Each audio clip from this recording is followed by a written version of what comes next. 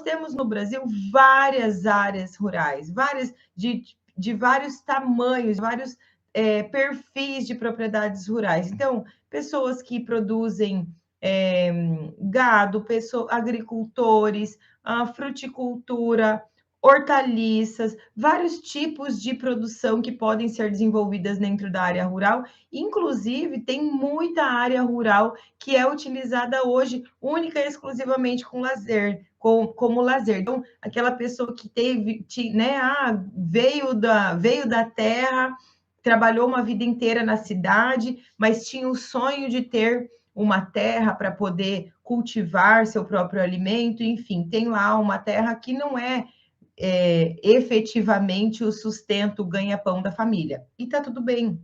O que eu quero mostrar para vocês hoje é que todo mundo que tem uma propriedade rural, qualquer pessoa que tem uma propriedade rural, tem a possibilidade de desenvolver a piscicultura como atividade, né? Se a gente está no Brasil, se você mora no Brasil, você tem aí como condição a seu favor o clima, né? Mesmo para você que mora nas regiões mais frias do Brasil, a gente tem um período de verão, um período de temperaturas ótimas para produção e desenvolvimento dos peixes muito bom, né? A gente tem solo de qualidade, a gente tem água de qualidade. Se dentro da tua propriedade rural você não tem água disponível, e essa água disponível que eu falo, não tem nascente, não tem represa, não tem um rio ou um córrego que corra no fundo ou que dê acesso aí à sua propriedade rural, isso também não é uma dificuldade ou um desafio para a produção de peixes. Diferente do que muita gente acha,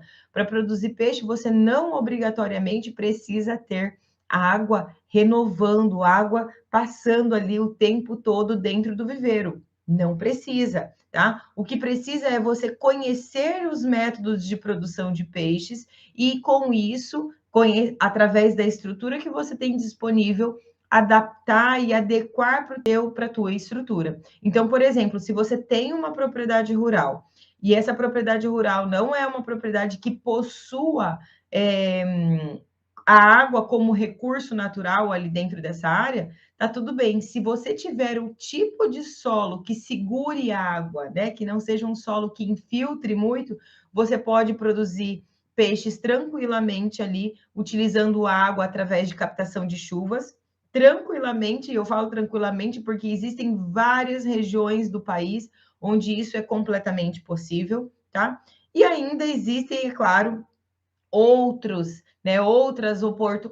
possibilidades aí de você utilizar tecnologias, né, a seu favor, através da produção de peixes. Mas a grande questão é que se você tem uma propriedade rural, existe a possibilidade de você ter a piscicultura como atividade rentável aí dentro da sua propriedade. Então, se você só tem lá uma propriedade para lazer, ou se você é agricultor, se você é pecuarista, ou se você produz aves ou suínos, existe a possibilidade. E por que eu falo dessa possibilidade ou dessa oportunidade?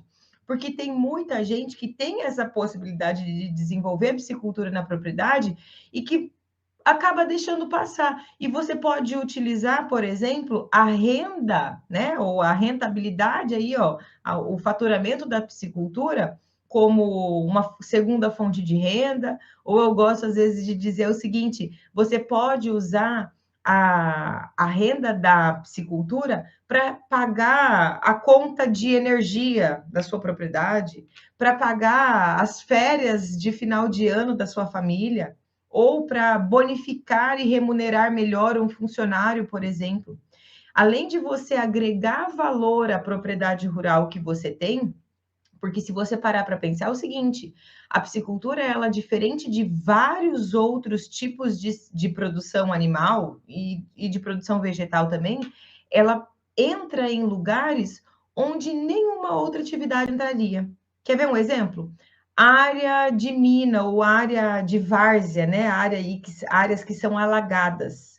Se você tem uma área dentro da sua propriedade que é aquela área alagada, dificilmente você vai conseguir produzir qualquer outro tipo de atividade ali naquela região, naquele espaço dentro da sua propriedade.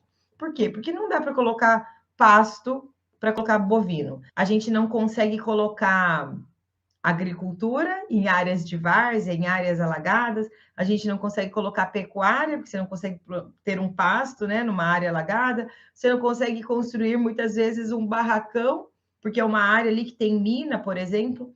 E muitas vezes você não consegue produzir nada quando chegam em áreas muito próximas a áreas de preservação. Diferente do que acontece com a piscicultura, a piscicultura ela entra em lugares muito próximos, inclusive de recuperação de áreas de preservação. Então, isso é um ponto muito favorável a ser considerado para quem já tem propriedade rural, independente do que é que você produza nessa propriedade rural. Então, a piscicultura ela vem aí como justamente para agregar valor à tua propriedade e aumentar a rentabilidade, né? E eu costumo dizer assim, ó, você não precisa ser, a piscicultura ela não precisa ser vista por você como a sua atividade principal, né? Ou como a sua única atividade. Muito pelo contrário, se a gente olhar para os países europeus, se nós olharmos para os países, né, lá nos Estados Unidos, o que acontece? Os produtores lá nos Estados Unidos e na própria Europa, que têm recursos escassos, o que é que eles fazem? Dentro de uma propriedade muito pequena, muitas vezes, eles produzem muita coisa, né? Então, eles diversificam as atividades dentro de uma única propriedade. Ou seja, produz grãos, produz bovino, produz frango, produz peixe, tem hortaliça, tem fruticultura, tudo aquilo que é possível produzir naquela propriedade, dentro de uma única propriedade, é feito para que essa diversificação e também para que você consiga agregar cada vez mais valor a cada metro quadrado dali daquela tua propriedade rural. Quer ver um exemplo do que adianta? Ah, tá tudo bem. Se você tiver vários terrenos na cidade, vamos dizer que você tenha 3, 4 terrenos dentro da cidade onde você mora aí hoje, né? Esse terreno, ao longo do tempo, vai valorizar? Vai. Se você tem uma propriedade rural de, né, 30 hectares né, 30 hectares de área, ou independente do tamanho da área que seja, essa área vai valorizar ao longo do tempo? Vai. Mas não vai valorizar mais o seu terreno da cidade se você tiver um imóvel construído dentro dele? Ou seja, se o seu imóvel, né, se o terreno valia 100 mil reais, com o imóvel em cima, ele vale 200 mil reais ou 300 mil reais. Na propriedade rural é a mesma coisa. Quanto mais estrutura você tem dentro da propriedade, em cima da propriedade, mais vale aquela tua propriedade. E aí, por outro lado, quando a gente olha, por exemplo, para a área de várzea, né, que é um lugar aí propício para instalação, para implantação de uma piscicultura, áreas alagadas dentro da propriedade rural.